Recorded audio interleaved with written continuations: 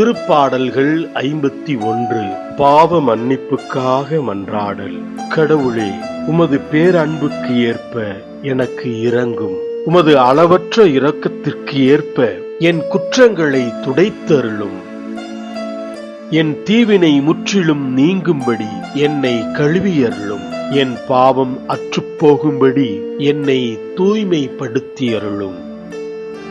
ஏனெனில் என் குற்றங்களை நான் உணர்கின்றேன்.